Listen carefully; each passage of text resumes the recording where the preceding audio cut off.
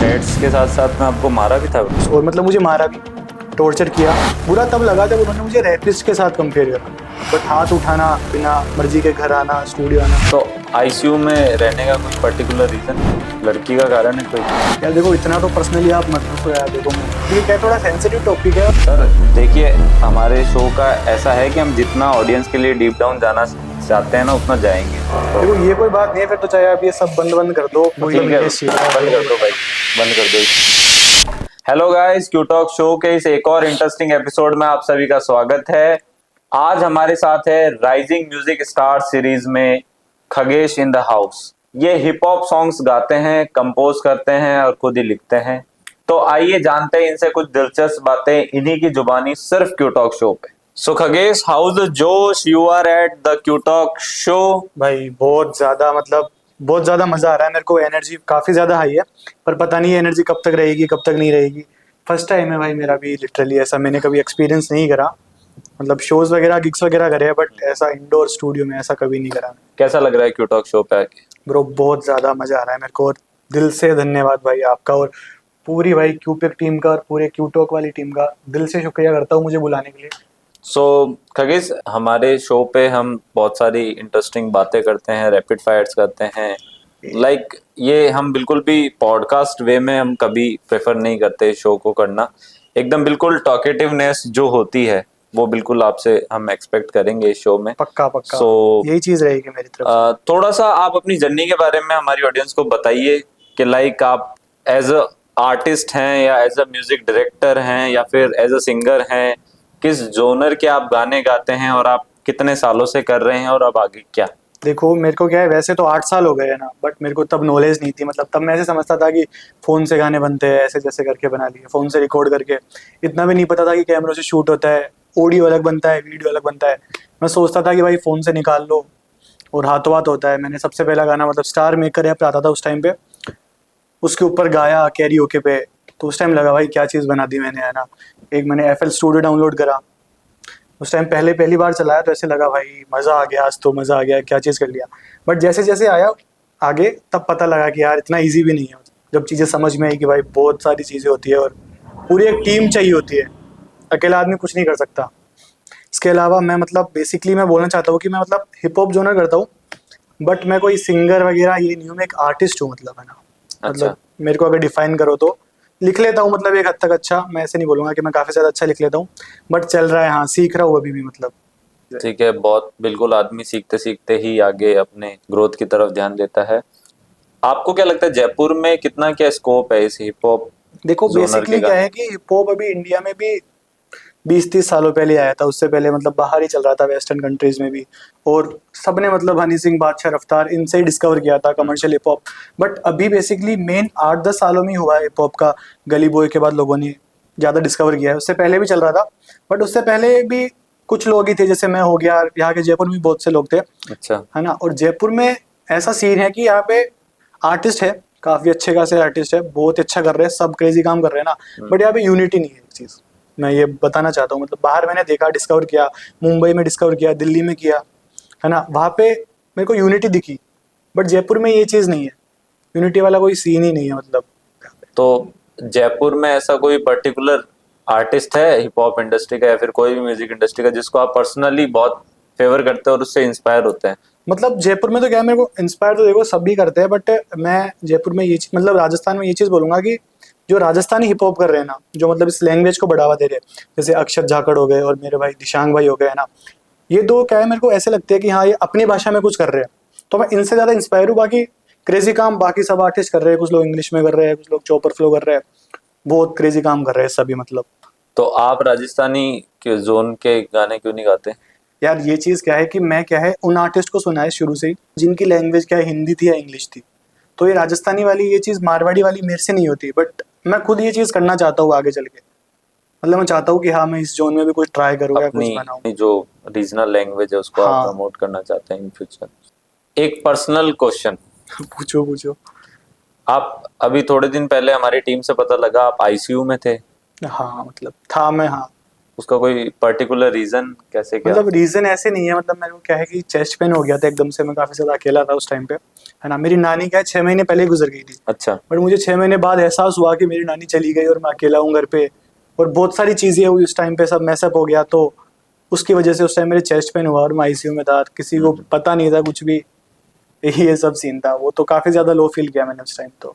तो उस अकेलेपन में ही आपने अपनी, अभी मैं आपको बताना चाहता हूँ, इनकी एक रिसेंट एल्बम आ रही है, टीबीडी, राइट? हाँ, the bleeding the diary. Bleeding diary.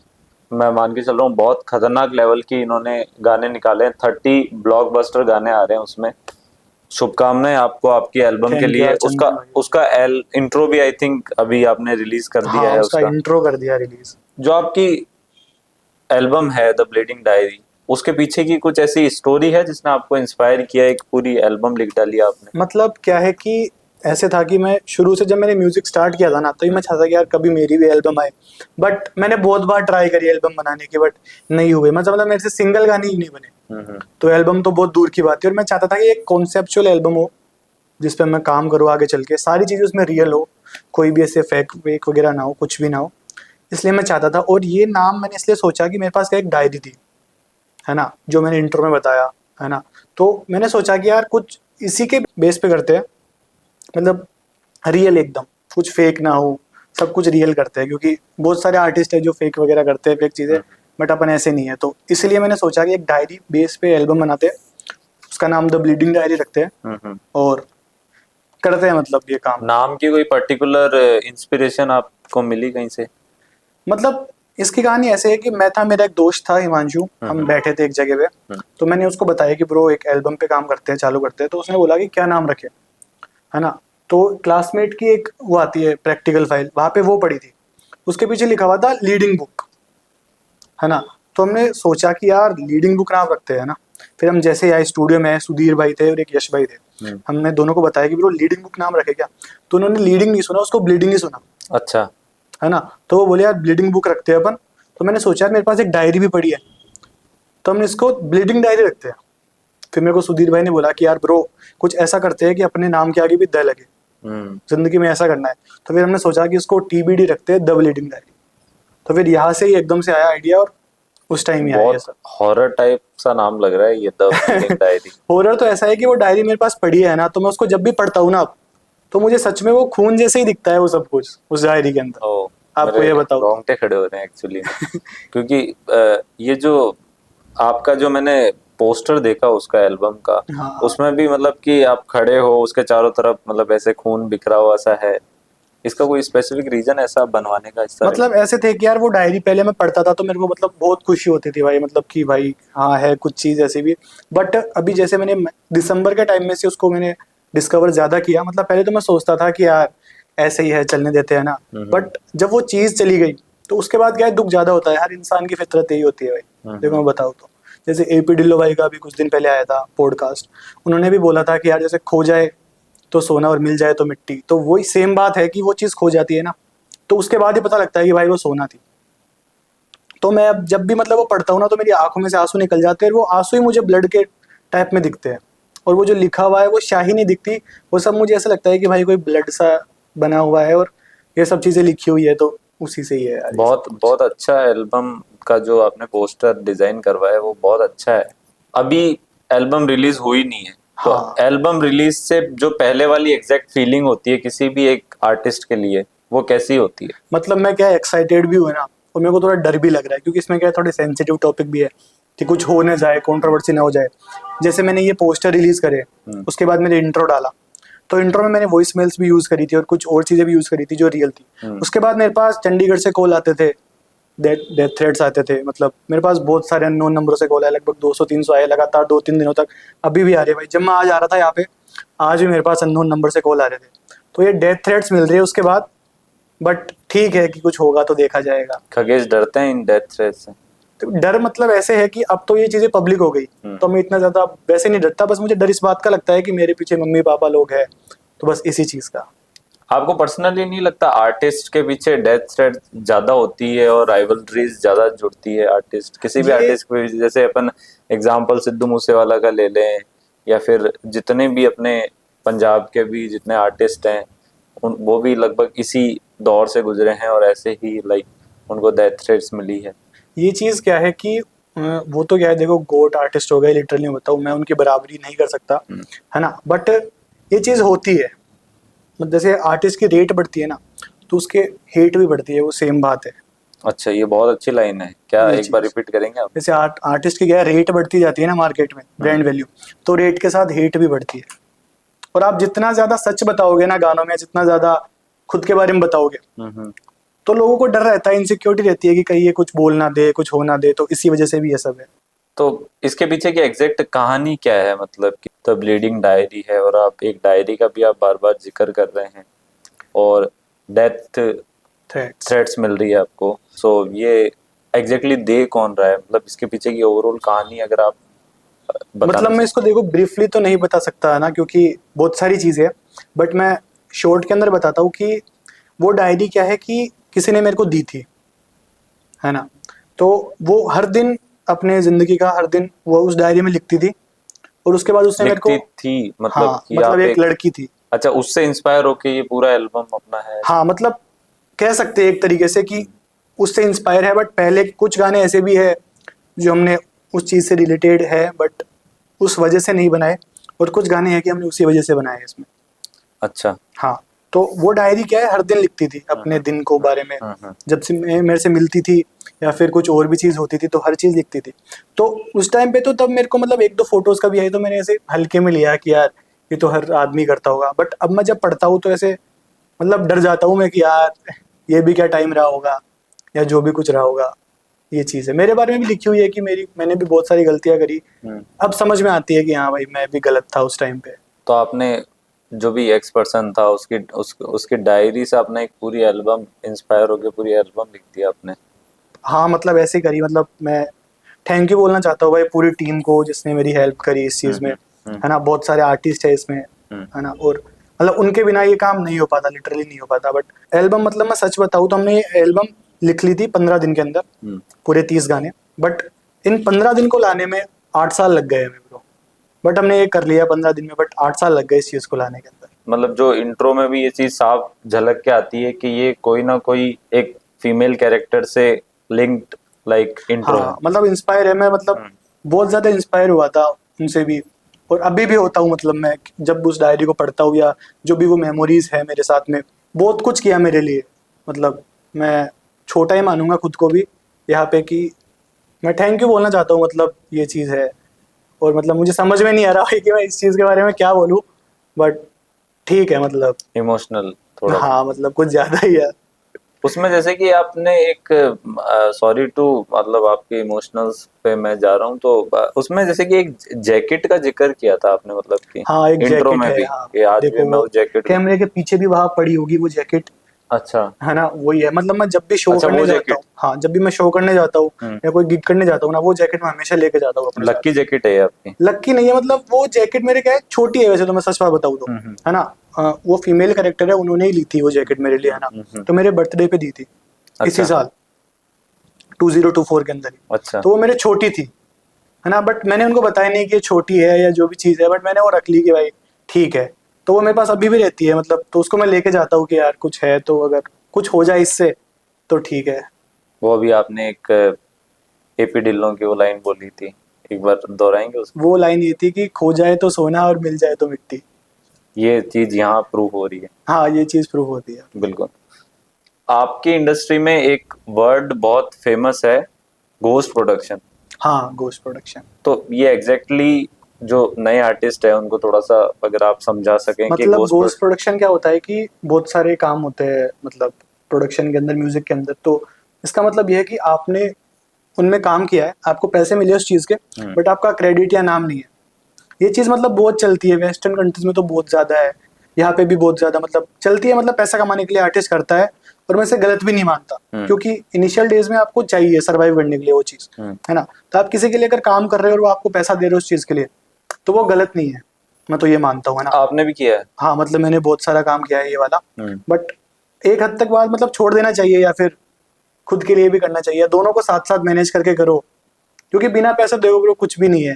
Obviously end ये बात है। बिल्कुल। है ना, एट द एंड बात पैसों की आ जाती है ना, ये चीज है। तो गोस्ट प्रोडक्शन क्या है, करना गलत नहीं है, बट हाँ एक हद तक करो, मतलब सबकी चॉइसेस है यार अलग अलग, बिल्कुल ये चीज है ना। सही कह रहे हो आप। बट आप इसको मतलब कोई आपको एक्सप्लोइट ना कर ले, आप उतने हद तक ना करो इसको। बिल्कुल सही कह रहे हो आप। सो खगेश भाई, हम क्यू टॉक शो पे एक रैपिड फायर खिलाते हैं हम हमारे गेस्ट को। ओके। सो आपको बस मैं आपसे 2 वर्ड बोलूंगा, आपको हाँ, उनका क्विक रेस्पॉन्स देना है जो आपके मन में। एकदम फास्ट एकदम फास्ट फास्ट, फास्ट। ठीक ओके है। ओके। हनी सिंह या बादशाह? अरे यार बादशाह। हनी सिंह या बादशाह? बादशाह। बादशाह या रफ्तार? रफ्तार। रफ्तार या इक्का? रफ्तार। रफ्तार या एमवे बंटाई? रफ्तार ही। रफ्तार या खगेश? देखो ये तो क्या है, ऑब्वियसली बात है, मैं खुद को मतलब चाहता हूँ कि भाई एक दिन मैं उनसे भी बड़ा बनूं, बट इस टाइम पे तो रफ्तार ही। ओके। नेक्स्ट क्वेश्चन मेरा आपसे ये है, आपके एल्बम का इंट्रो रिलीज हो गया, हाँ 30 गाने आने बाकी है। हाँ। अब इंट्रो डालने के बाद क्या रिस्पॉन्स मिल रहा है आपको अभी ऑडियंस से? मतलब इंट्रो से तो मेरे को सबका मतलब ऐसे आ रहा है कि भाई हमने नहीं सोचा था कि ये चीज भी तेरे साथ में हुई होगी, है ना। और सब मतलब इमोशनल है काफी ज्यादा, बट खुश भी है लोग इस बार, मतलब अच्छा रेस्पॉन्स मिला है, ऐसा मेरे को कभी नहीं मिला किसी भी गाने से रिलेटेड, बट इस बार काफी ज्यादा अच्छा मिल रहा है मेरे को ये चीज। आपने अपने अकाउंट्स पे एक स्निपेट डाला है रागिनी करके।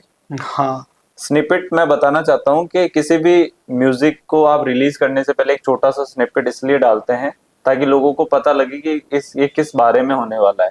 तो एक रागिनी करके आपने स्निपेट इसी एल्बम से रिलेटेड, आई थिंक वो गाना है, उसको हाँ, एक पहले ही गाना डाल है दो। रागिनी नाम से, मतलब वो राज्य भाई ने क्या है कि काफी टाइम पहले लिखा था उसको, है ना। फिर हमने सोचा कि उसको हम एल्बम में लेते हैं, फिर हमने उसको कंप्लीट करा, उसमें लिखा मैंने पार्ट, और राज्य भाई ने वो चीज़ लिखी और कंपोज करी।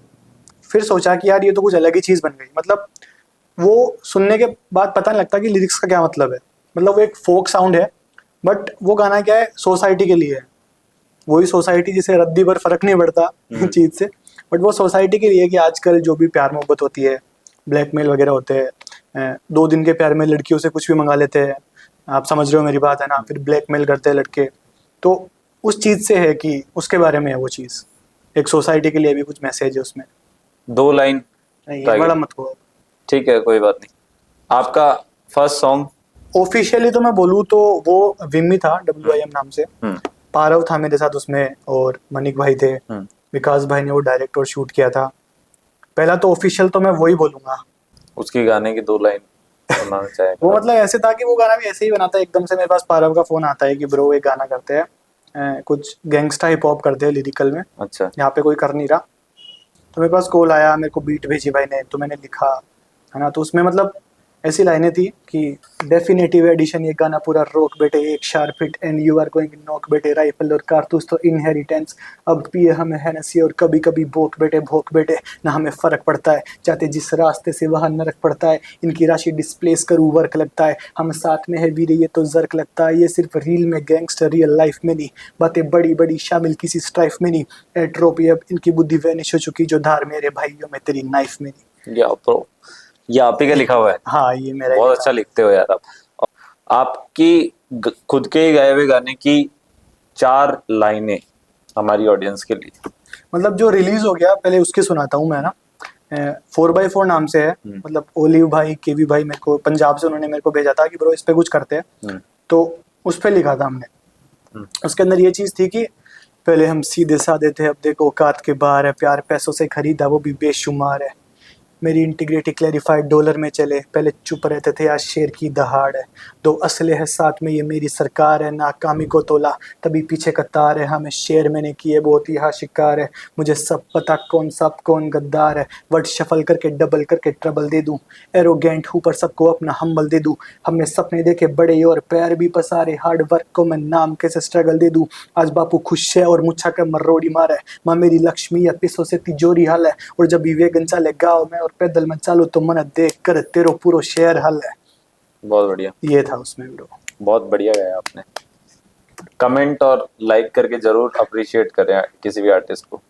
एक कोई भी रैप हो जाए। मैं देखो एक शायरी सुनाता हूँ, मतलब मैंने इस एल्बम में लिखी है, क्वेश्चंस नाम से एक गाना है, उसके अंदर लिखा है कि तेरी बातों को यादों से कैसे मिटा दूं, उस खूबसूरती चेहरे के आलम को कैसे छिपा दूं, ये सवाल है और तू मुझे जवाब दे, मैं जिंदा हूं तो खुद को चिता पर कैसे लेटा दूं। वाह यार, कातिलाना शायरी है। ये चीज़ है, मतलब ये पूरा गाना है, ये हमने करा है क्वेश्चंस गाने में, वो भी बहुत जल्द आने वाला है, तो ये एक सब चीज़ें। कोई रैप रैप फास्ट। फास्ट वाला रैप, उसमें मतलब उस गाने का नाम क्या है, बाउंसी है, वो ऐसे गाना है ये। ए, पूरा ट्रैक बाउंसी मेरा, फ्री स्टाइल करूँ मोर इन बाउंटी दे रहा, ईमान की बात करे तो रावड़ी मेरा, मुझसे बढ़िया खेल रहा, यहाँ कौन सा प्लेयर, कंसिस्टेंसी तितर की है कौन सी लेयर, पितर बना दूं और मैंने चाव से दे रहा जिंदगी मेरा, मेरे कोई भी अंधेरा, भगवान दे रहा मुझे और चाव से ले रहा, माय गॉड एंथनी को मिलिकॉन मेरे गले में सर पैरों में सिलिकॉन, मेरे डेक्टर सोनी तीनों के निकॉन पूरा रोन दिया, माइक बोलू हेलो माइक्रोफोन, इना मिनट कहाँ है गोचु पॉलीथॉन पॉलीथीन, क्योंकि होने वाला मोनोपॉलीथॉन टेलीफोन, अगर पे स्टूडियो में 4 आईफोन, इनकी किस्त हुई बाउंस तो उठाता नहीं फोन, ए बातें मैं करता नहीं फालतू, शो के पहले इस बार धो लेना बाल तू। आपकी तरह बहुत सारे आर्टिस्ट होते हैं जो रात रात भर काम करते हैं, 3 AM थॉट्स जो हाँ यूथ में आजकल ज्यादा चल रहा है, तो आपके साथ भी ऐसा कुछ हुआ है? मतलब बहुत बार हुआ है, मतलब जब मैं रात को 3 बजे लिखने बैठता हूँ तो मतलब मैं कुछ अलग ही, पता नहीं कुछ अलग ही यूनिवर्स में होता हूँ, पता नहीं क्या मैंने तब लिखा था, मेरे को याद नहीं है, मतलब 2-3 साल पहले लिखा था। ये चीज़ थी कि एक और राज दबा कल फिर एक बात शुरू हुई, रात के 3 बज गए थे मेरी रात शुरू हुई, ड्रीम में पावर है कितनी देखना चाहता था मैं, फिर सपनों की बारिश एक साथ शुरू हुई, राहों पे चल दिया मुसाफिर की मात शुरू हुई, मेरा काम गलत सब लोगों में बात शुरू हुई, पर पीछे मुड़ के देखा नहीं कभी, फिर मेरे सपने जीने की शुरुआत शुरू हुई, इनपुट में हार्ड वर्क तभी तो निकात शुरू हुई, पैरों में जॉर्डन एयर की भी बात शुरू हुई, अकेलापन जिंदगी में अपना पन देता है, अकेला पेन लिया तभी तो ये रात शुरू हुई। वाह वाह वाह वाह वाह वाह वाह।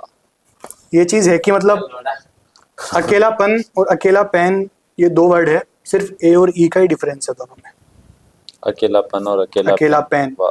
तो मतलब अकेलापन से अकेला जब पेन मेरे हाथ में था, वो सफर तय किया है बस, और कुछ ही नहीं करा अभी तक, बस ये सफर ही इतना सही है। सैल्यूट है आपके इस स्ट्रगल को और इस मुकाम को, और आशा करते हैं कि आप बहुत ही लाइफ में बहुत बड़ी बड़ी अचीवमेंट्स गेन करें Thank और you, आप thank बहुत आगे जाएं और आपकी एल्बम फटे एकदम, मतलब कि वायरल हो। थैंक्स अ लॉट भाई, थैंक